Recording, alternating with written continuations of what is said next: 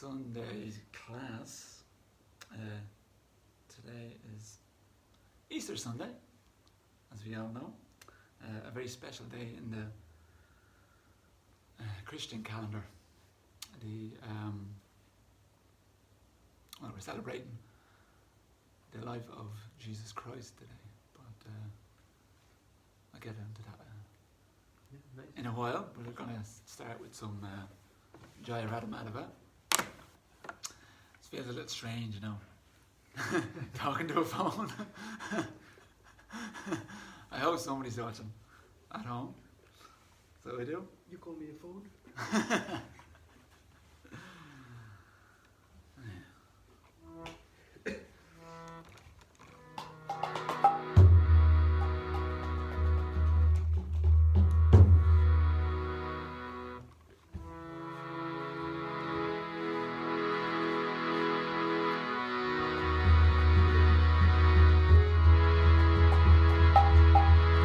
Jaya Radha Madhava.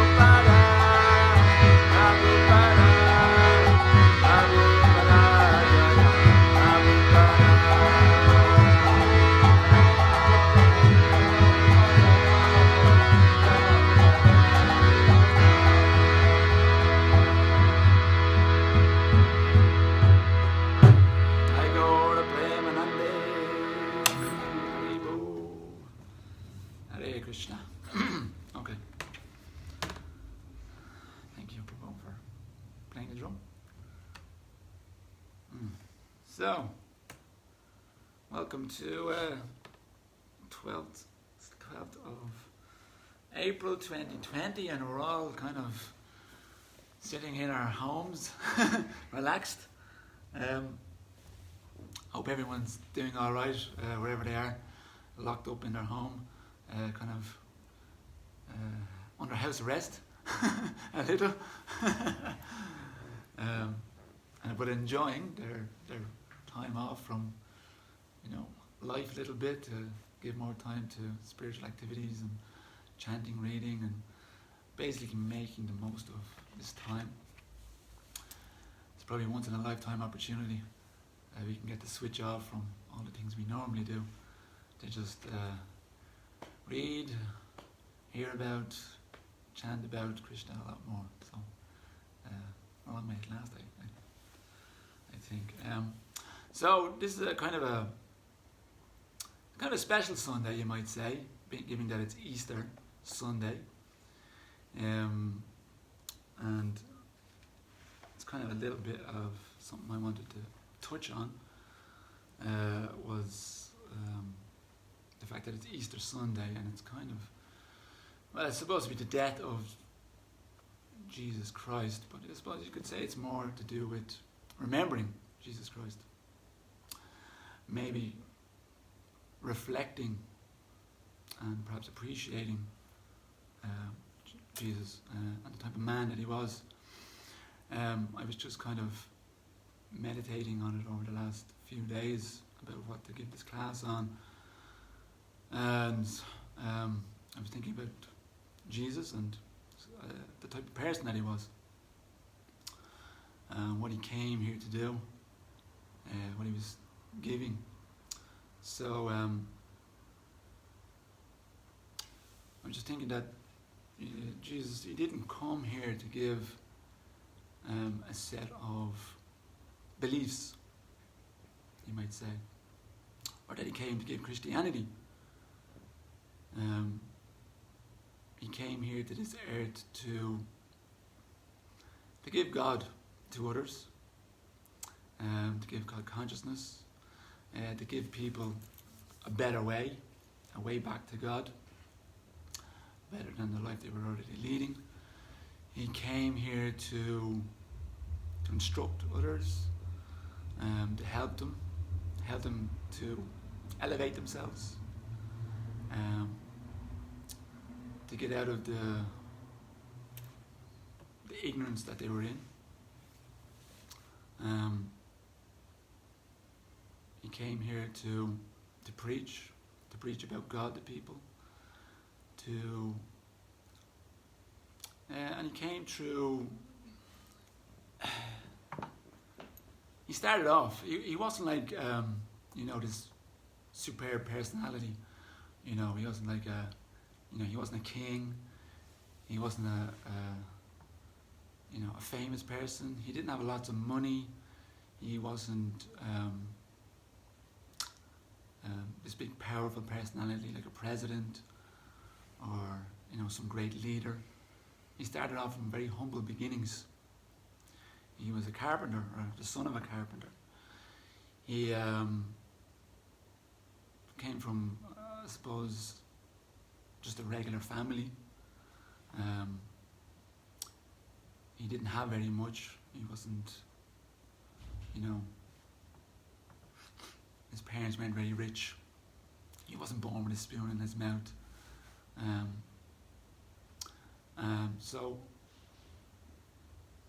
But still, he managed to, I suppose you could say, give a lot to others. He didn't have very much, but he was able to give a lot.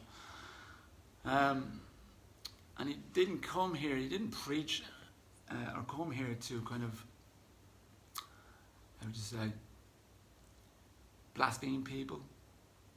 He didn't come here to, you didn't see him on the streets, condemning people and telling them, they were going to go to hell if they didn't follow his way.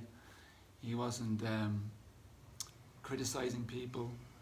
He wasn't being negative towards people. He wasn't trying to put people down.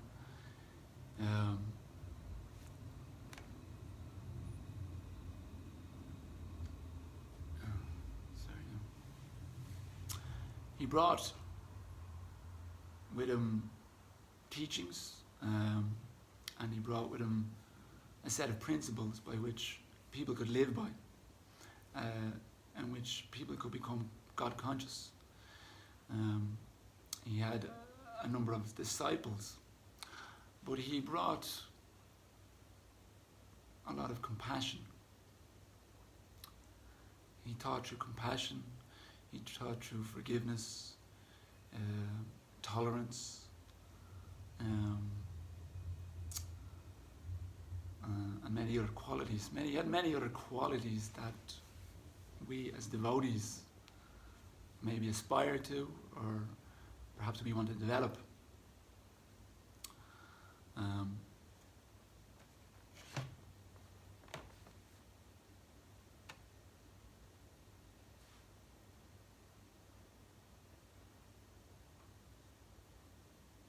So here is a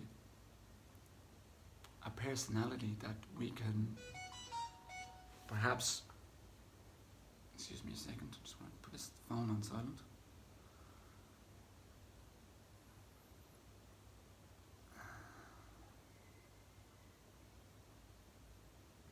You know, even though he's coming from the Christian faith, as it were, we can certainly learn a lot from this personality. You know, he had to suffer immensely at the hands of the Romans at the time. So he did. You know, he was basically put to death on a cross at the end of his life, a very short life, and still at the very end, he was able to forgive his aggressors. He asked God to forgive his aggressors. So it kind of tells you something about this personality, and the qualities that he had, and the impact that he had on the people around him. Like I said, he wasn't a very rich or powerful very personality, but through his compassion, through his forgiveness, through his teachings, and basically through the love that he had, he was able to impact so many people in different ways. And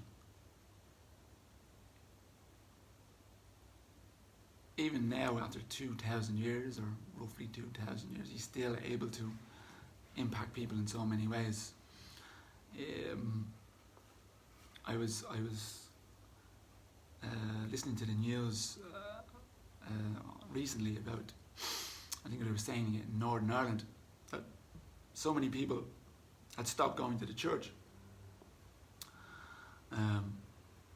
But due to this coronavirus situation, so many people have come back,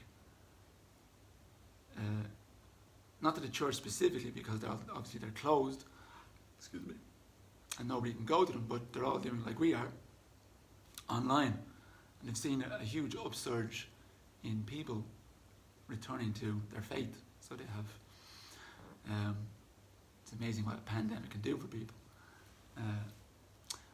But there's still something, he's still having an impact somehow on touching people's hearts in some way, even after 2,000 years. So I just want to take this moment for us to reflect on this personality.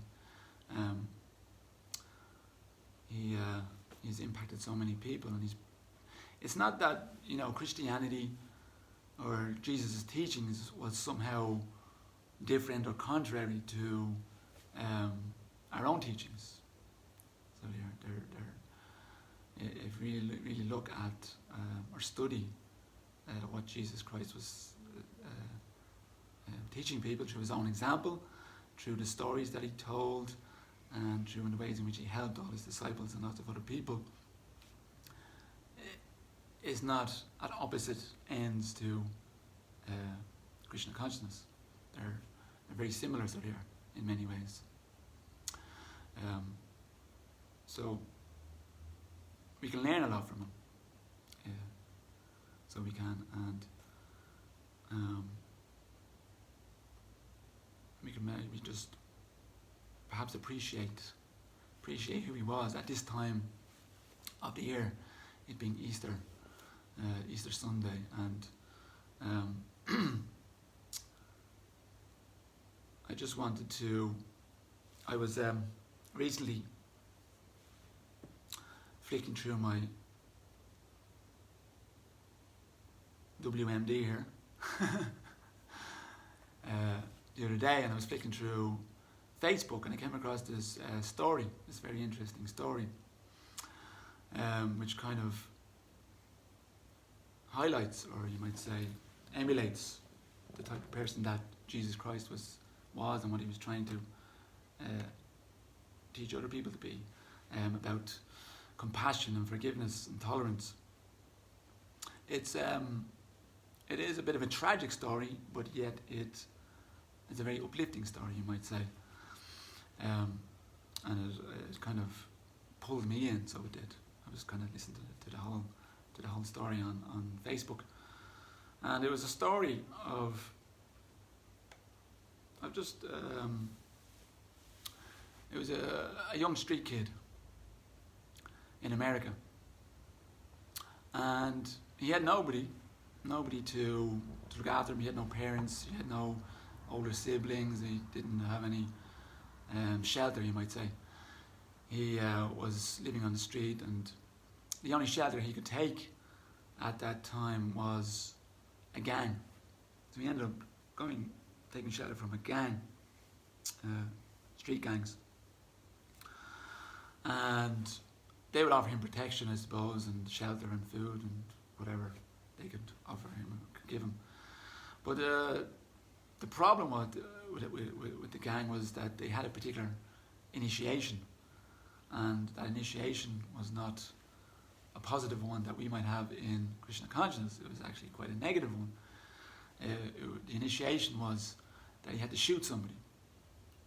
This young kid of about 12 years of age had to shoot somebody, and he, I suppose, under peer pressure and perhaps fear of not being looked after or something, he shot another kid and killed this young boy. And subsequently he was arrested and brought to court and convicted of a felony of shooting this kid. And he was he basically ended up going to prison. But the mother of the kid who had been shot and killed, she went every day to the court to listen to what was happening.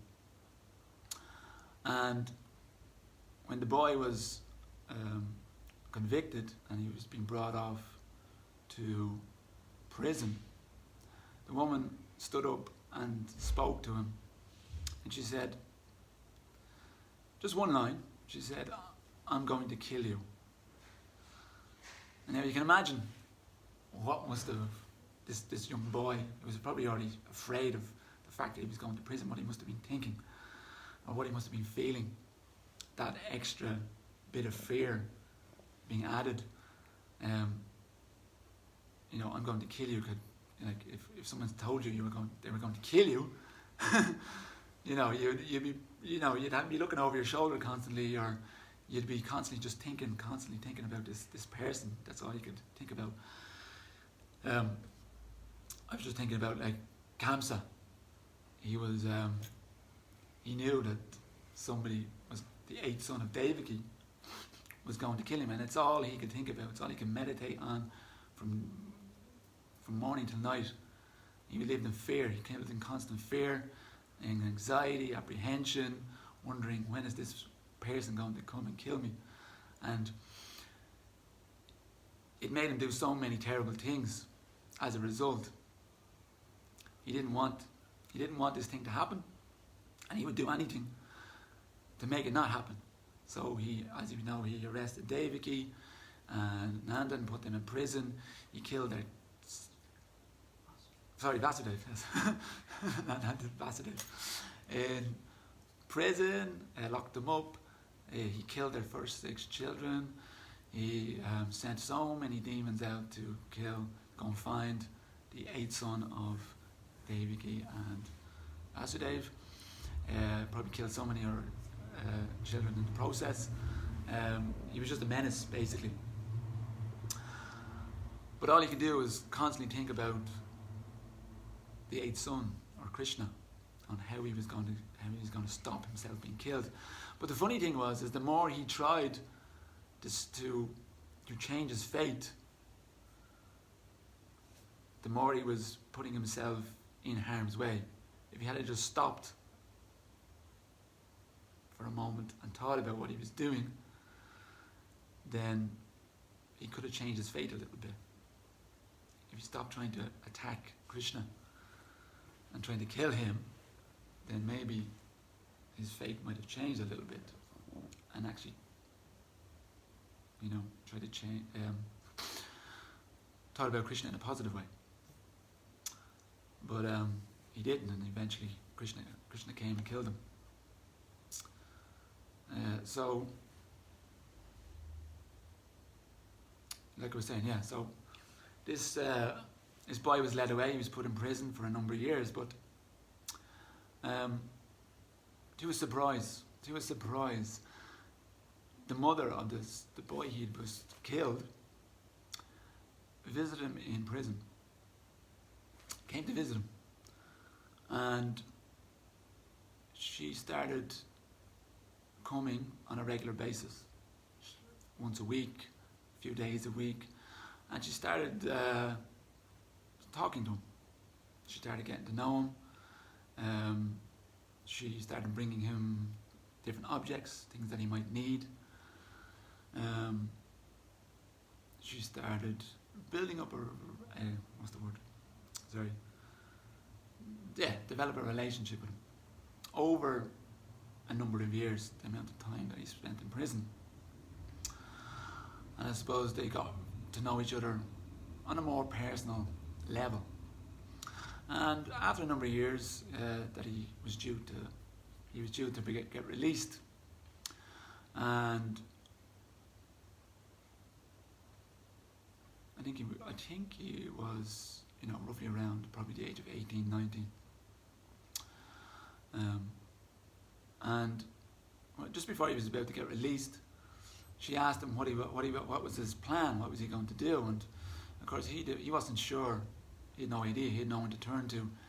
He had no parents or family members to look after him, so he was again in doubt or uncertainty about where life was going to take him. And so she offered him a place to stay with her. Actually, she had a room for him to stay in, and she had planned to find him a job. She knew somebody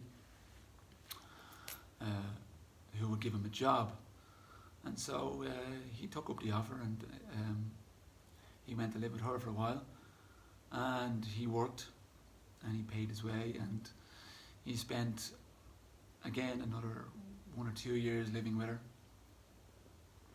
and kind of getting himself back on track. He was staying out of trouble, obviously, and not doing any more mischief, you might say. And it came one day that she sat him down, and she was speaking to him, and then she reminded him. She sat him down to remind him of the day he had been sentenced. And she told him, "Do you remember what I said to you when you were in that courtroom?" And he said, "Yes, I remember." As you would. If someone said that to you, and she said, "I already did," meaning she had already killed him.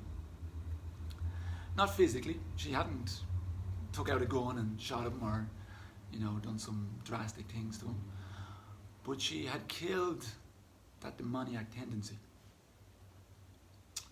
or you might say a path that he probably could have followed if she hadn't have taken the time to get to know him. She hadn't taken the time to spend time with him, to speak to him, to bring him things, to develop a relationship with him. It's possible that he could have came out of prison worse than when he went in. He could have went back to that gang. He again could have, done some terrible deed and ended up back in prison, or, ended up being killed or whatever. We can only imagine what could have happened to him. But it was by her grace, as it were, her love, her compassion, her tolerance, her forgiveness of this young boy, that he changed, and he changed for the better. And to go on a little bit further, she was a mother. She was a mother, and she had lost her son, so she had, you might say, a lot of love, motherly love there, a motherly compassion. And so she wanted to give it to somebody. She didn't see this kid as some demon who had just killed her son. She actually saw a young, frightened boy, young kid who had been probably manipulated, or, he was fearful for his own life, or he was full of, he was easily led astray, and she wanted to give that to somebody. And so eventually she ended up adopting this young boy, and he became her child, and she looked after him, which I thought was a very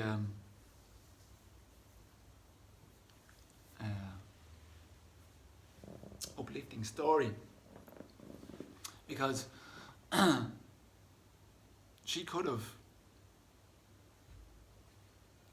how would you say, she could have went the other way. She could have ignored him. She could have just grieved and held within her heart all that pain and suffering, as anyone would, having lost a child. Anyone who's a parent, or who has siblings, or is close to anyone who could have lost somebody in that manner. Certainly, you would feel a lot of distress, a lot of anger, a lot of pain, a lot of suffering as a result, and you can only maybe see the negative in somebody. You could see someone as a terrible person, and you would want to wish them only well. She could have taken a gun and said, when she said, "I'm going to kill you," that she could have done that physically. She could have shot him, or done something to him, and then again she would have ended up in prison herself, but she didn't. She chose to do something else. She chose to love over hate. She chose compassion over anger. She chose forgiveness by going and spending time with this person, this young kid, and building up a relationship and talking to him and giving him things. She could eventually forgive him for what he did, because she must have, because she adopted the child. She didn't run or hide from life. She didn't run from or hide from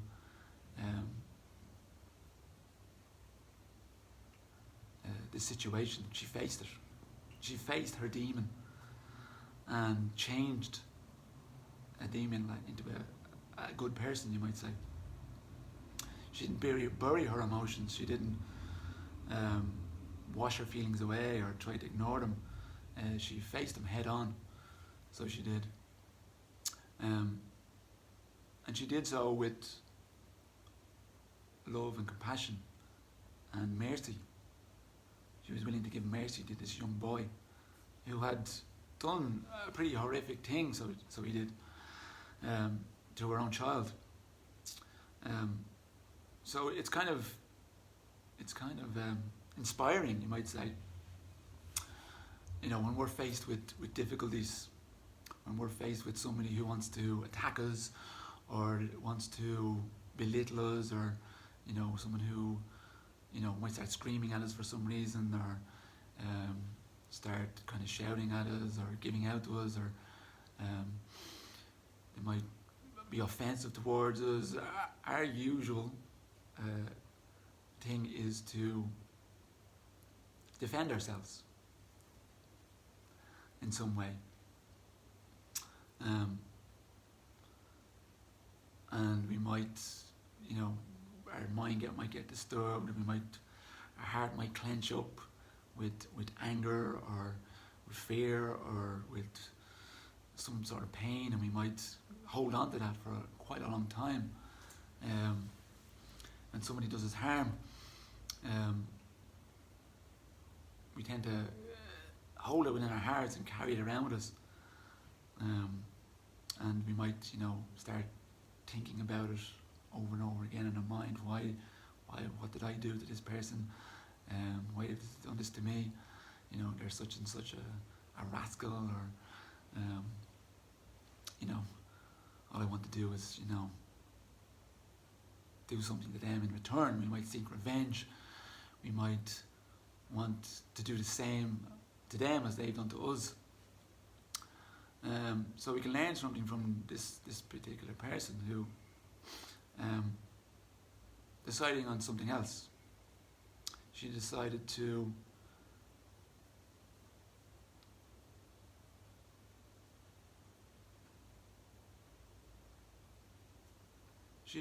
love. So she did. She decided to be compassionate. She decided to forgive. We all have a choice. We all actually have a choice whether we want to go negative or positive. And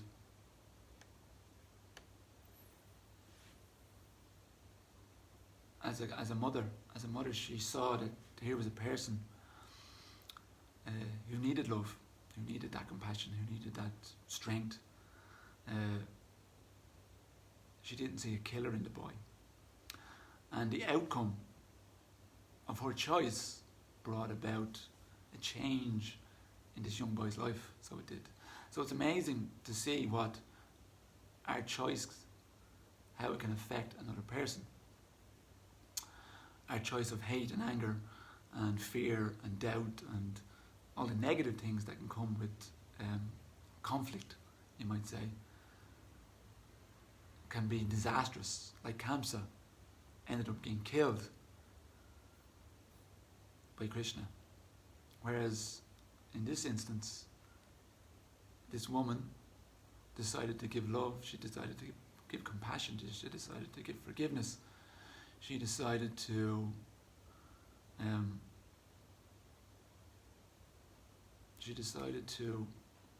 think about the needs of this other boy, and the result was transformative for another person, and even herself.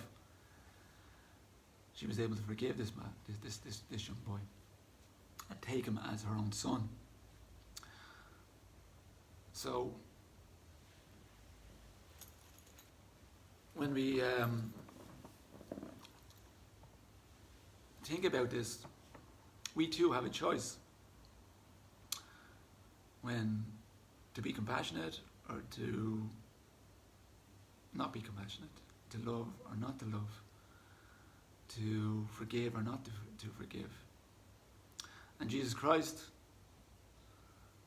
and obviously people like, when we think about people like Haridas Thakur, who was also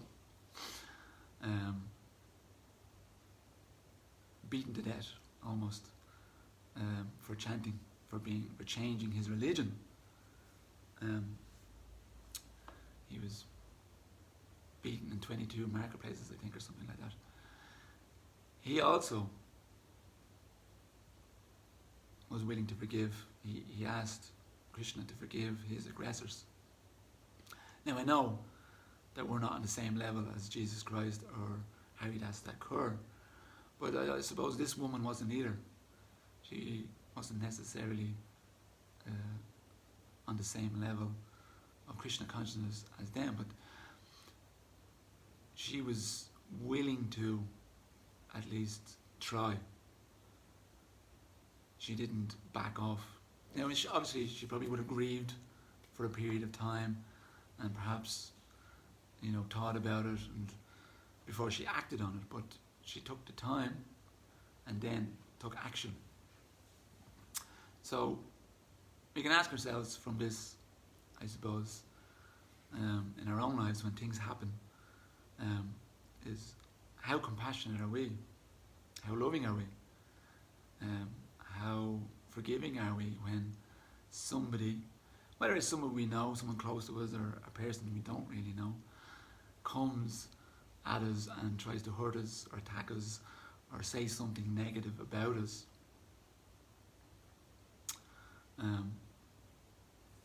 The question we have to ask ourselves is, are we going to react or are we going to respond? Normally, and I know from my own self, I react to the situation, and my mind gets disturbed and my heart clenches up. I feel a lot of anger, distress, anxiety. It plays on in my mind over and over again. What's this person doing? Then you kind of shy away from that person. You step back. You don't want to confront them. You don't want to have any dealings with them. There's walls and barriers and things built up around. So to keep you safe. No harm coming in towards me. I just stay back from this person. And then if you ever see them, you kind of dwell on the thought and you start thinking negatively about the person, and maybe you want to inflict pain, or you just thinking about it, you want them to feel some suffering the same way you did. Or we can perhaps maybe respond to that person, maybe with more understanding, maybe more compassion, maybe more forgiveness. And I know it's not easy. Perhaps at the time when it happens, normally you're hardwired to defend yourself or to react. But we can learn through a gradual process of, maybe after the incident, now how am I going to respond? Am I going to respond in kind and take some drastic measures against whoever it is that tried to hurt me? Or am I going to respond with love and affection? And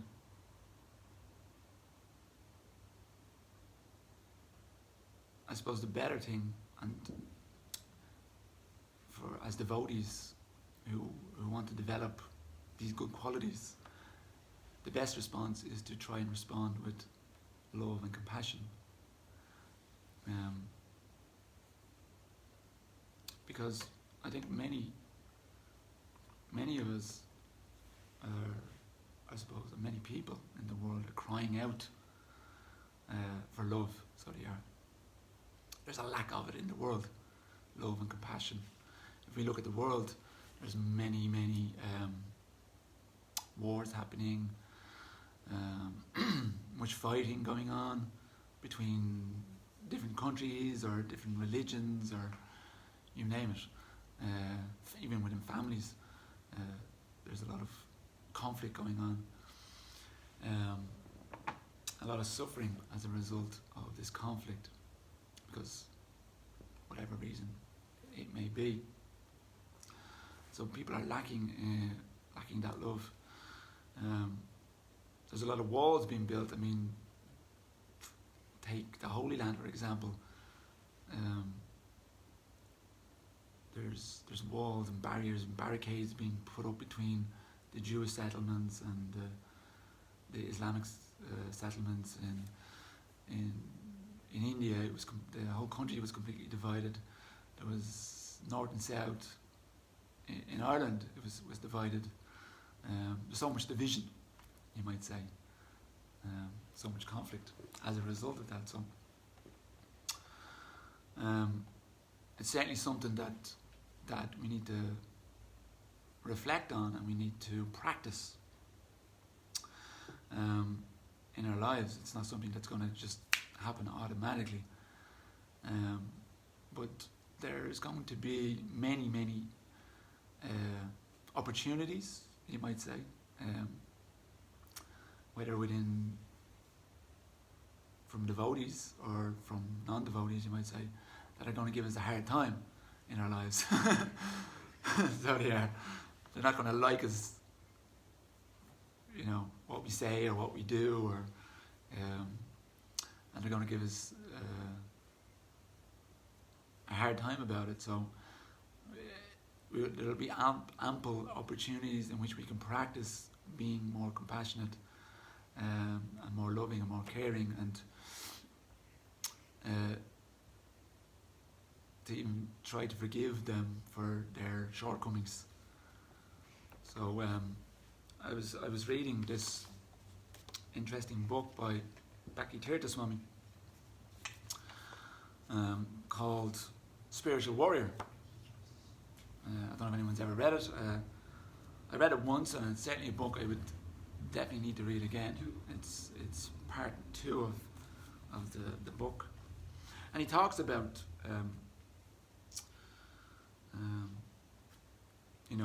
loving our neighbours, and negative behaviour, and how to overcome it, how to transform into a more loving person. So I'll just read a few bits from it.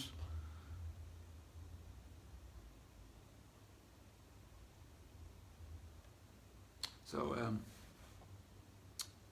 whenever we experience difficulty in a relationship, instead of taking the other's words and behaviour at face value, we should probe beneath the surface, asking ourselves, where does this person feel a lack of love? How can I help? When we view the situation as an expression of the other's pain or need, rather than as an attack or a deliberate unkindness, we may become more willing to transform any impulse to retaliate into a desire to be of service. That's very interesting.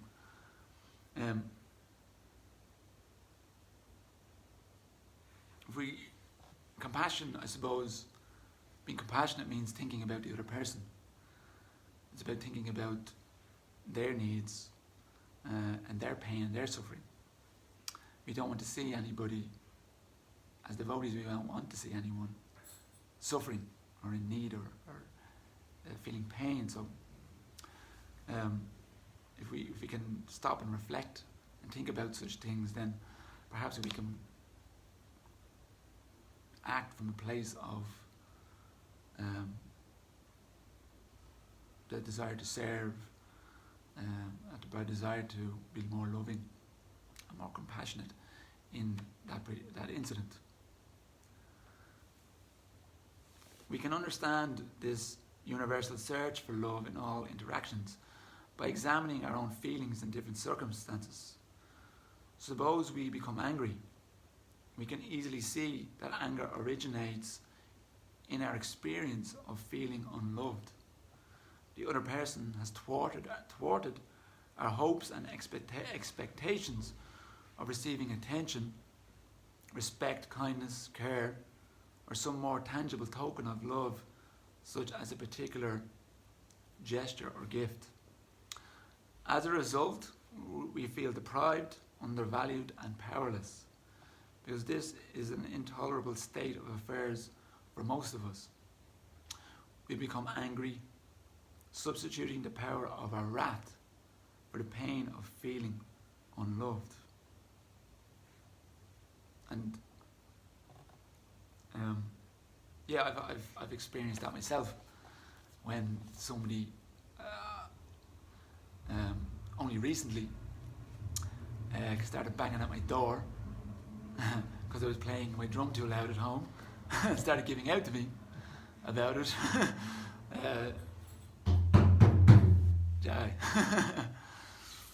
And I could feel afterwards sort of anger in my heart towards this person. Certainly some resent was there, you know. Here I am trying to chant prayers in the evening, doing Gora Arti at home, and this person obviously didn't understand what we were doing, but he still came racing over to my house, started banging at my door and telling me to shut up. Which was a very nice thing to do, but I had to kind of reflect on it a bit further and realised that my banging of the drum was disturbing him because he didn't really understand what we were doing. So yeah, I could get a sense of what it's like to be undervalued, to be deprived of love or compassion, or for someone to be so unkind towards you. You were just so angry. You just wanted to burst out on top of me. And I'm sure I've done the same to other people too.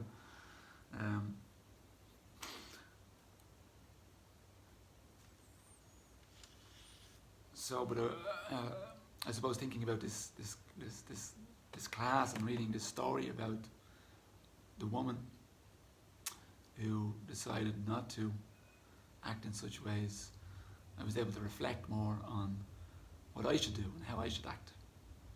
I didn't retaliate in any way, shape or form. I was thinking maybe here's a person who's lacking in Krishna consciousness or any God consciousness, and he's probably never had some prasadam. So maybe someday I could offer a gesture of prasadam or something like that, as a token of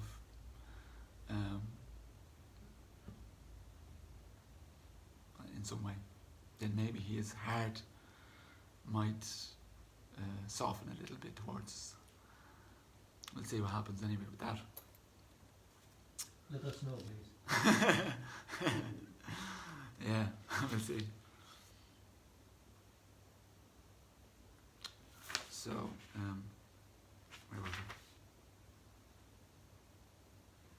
it? Yeah, so Bhakti Tirtha Swami goes on to say how to deal with negativity in others, because there's negativity there, both within ourselves and within others, and we're constantly toing and froing with it, sharing it amongst each other. So he talks about 3 important ways in which we can respond when someone attacks us. The first is to examine ourselves, to discover our own lack of sensitivity, skill, or caring. If we scrutinize our motives and actions carefully and sincerely, we will almost always find some element that we have contributed to the problem. Then we can take corrective action in all humility. So, if we can learn to reflect on the situation that has happened, then, and maybe kind of trace our steps back, we can see that we have some impact in the outcome of the situation. Like I was mentioning about the fact that I was drumming too loudly in my home, and that prompted this guy, my neighbour, to come to my door and start banging. Start banging down the door and telling me to stop. So I had some part to play in that. But it doesn't mean that he wasn't already angry from something else. I just kind of pushed his button a bit too much, and he let rip, you might say. So the second aspect of our response is to remain centered and to radiate loving energy while refusing to get involved in arguments. Because we are unwilling to take the offered bait, our would-be opponent may back off. No one likes to feel ineffective. Aggressive people generally feel foolish if their negative behaviour has no impact, and they stop quickly. In contrast, if we react to someone's attack by attacking in turn, we will experience great tension and anxiety. The other person has already defeated us because we have agreed to abandon our higher principles to participate in a hurtful game. Such a reaction demonstrates that we still have much work to do on ourselves. So, again, we have a choice here. We can choose to react and, react in kind, in the same way I could have started shouting back at him, tell him to go away, mind his own business, come in and shut the door, and told him he was just a rascal, or being mean and horrible to him as well, and being angry, and that would have escalated the situation, and perhaps someone could have got a box in the head, or something like that. Some physical action could have been taken as a result. But I didn't react. I just said, okay, fair enough, thank you for letting us know. And he actually, once I said that, he quickly went back into his home, closed the door, and sat there doing whatever he was doing, probably feeling a lot of tension in his heart. Whereas I wasn't so bad, I suppose. I felt a little bit hurt, obviously, and upset, but I wasn't so bad. I was able to, be peaceful enough about it. A third way to respond to an attack is to demonstrate to the aggressor how much we care. Even if the individual rejects our efforts, we will feel better because the love and generosity we have offered become part of our own experience. Obviously, if we become angry and disturbed, we have not helped anyone, least of all ourselves. When we offer genuine love, not only are we calming the other person's disturbance, but we are also offering a remedy for the deficits that caused the upset in the first place.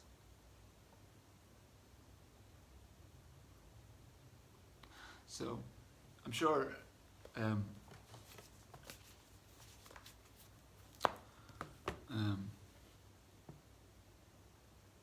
if I had have gone over with some nice, cupcakes or something like that, or some offering to the family next door,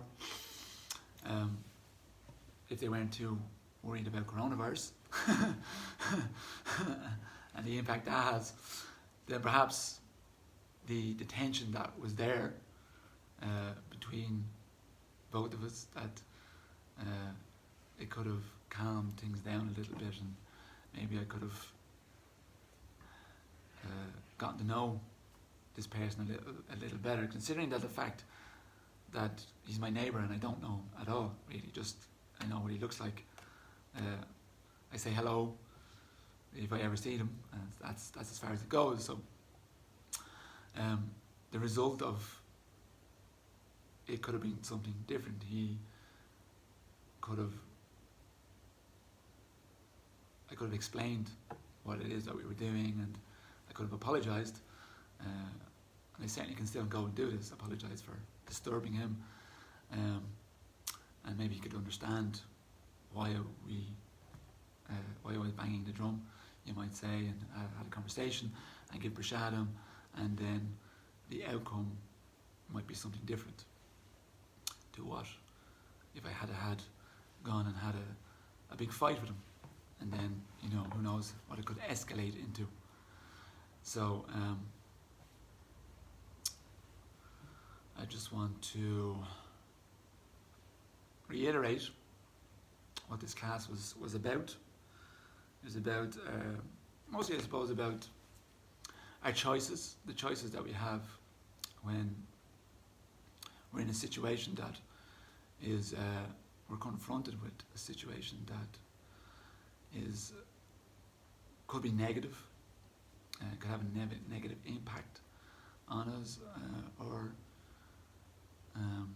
if there's an aggressor towards us, and what we can do, the choice we have, whether we can just go totally negative and hate and be angry and resentful towards the person, or can we be more like Jesus Christ, or this particular lady that I was talking about, and try to be more compassionate, try to develop these qualities that we're all aiming to have, or perhaps improve those qualities, that of compassion, of tolerance, of forgiveness, of love. So I think I'll leave it there for the moment. I have to see if there's going to be any questions. I can't seem to get. Do you know where to get? If anyone's given me. Okay, meanwhile I just have one small comment. Oh, okay. Okay. Dina Dayala actually is here with me today. Ow! My leg is getting cramped. Yeah, my comment is the plenty opportunities to practice compassion, tolerance, patience. Ki Jai.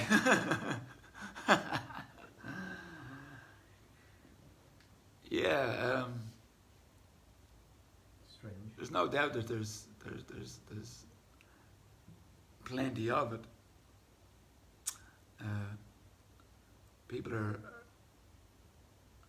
so quick to become, you know, to be intolerant, or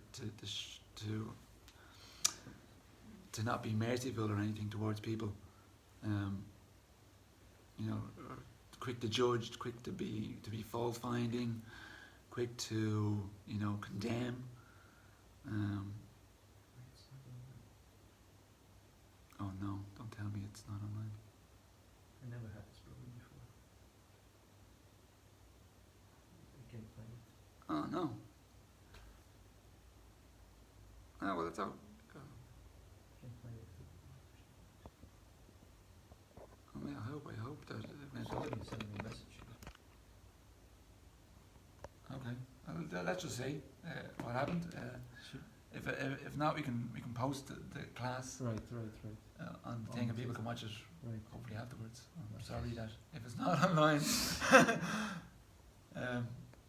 that you've learned something, or, you know, discovered something within yourself, and move forward in your Krishna consciousness. Hare Krishna. Thank you.